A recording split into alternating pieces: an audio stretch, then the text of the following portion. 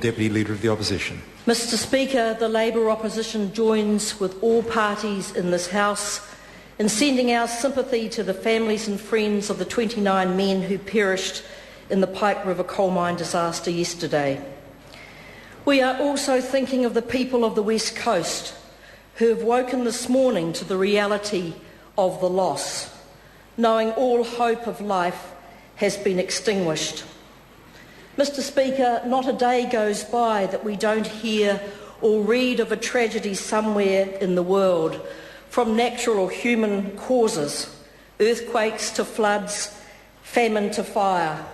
And we watch the passing parade of pictures on our television sets.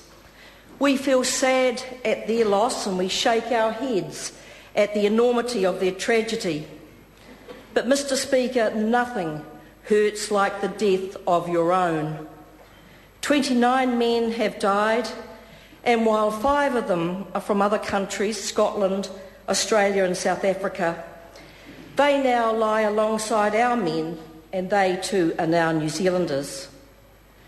There will be very few people in New Zealand today who don't feel a sense of loss and deep sadness as we look at the faces of the family members, the rescuers, the community leaders, the clergy, all grief-stricken at their loss and frustrated at their inability to save those lives. As the headlines in our newspaper said today, it's our darkest hour. So many words have already been said and written over the past 6 days, and no doubt many more will follow. Eventually the stories of this tragedy will also become part of the West Coast legend. On Friday, the Mayor of the Whitgrave District, Tony Coxshorn, who has shown incredible leadership, said that there's a little bit of the West Coast in all of us. I think he's right. But there's also a little bit of the coal miner in many of us as well. My old dad started his working life at 14 years of age in the Owen River mine, 13 miles north of Murchison. His dad worked in the mine too, and his dad before him worked in the Denison mine, where he broke his back in a mining accident, and his dad was a miner from Jarrah, County Durham, who came to New Zealand for a better life, and my generation got that better life. That will be a familiar story for thousands of New Zealanders whose family grew out of a mining tradition on the West Coast, Southland, Huntly, Waihi.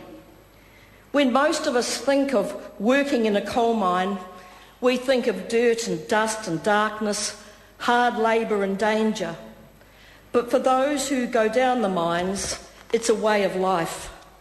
Few other jobs build the sense of brotherhood and loyalty to each other that miners have. And the West Coast reputation of stoic, strong fighters arises out of that mining tradition. Now, Mr Speaker, all that strength of character and fighting spirit is going to be needed in the days ahead. As John Crowley, a West Coaster, writing in the Dom Post said today, what will tomorrow bring? It will bring a heavy blanket of abject sadness until the region rises again from this devastating experience. Mr Speaker, it will rise again, and they won't be alone. This morning I was talking to Rick Barker. He is a boy from Rananga who has spent the last 5 days in Greymouth. He said what a close-knit community it is. In one street in Rananga, Ranfurly Street, 2 grieving mothers live just a short distance apart, and many others in that street are connected to the miners who have died. Rick said there has been 5 days of dread, 5 days of hope, 5 days of courage, and 5 days of great leadership. But now is the time to mourn and to focus on retrieving the bodies of the men so there can be closure for their families. Mr Speaker, then there will be a time to find out what went wrong.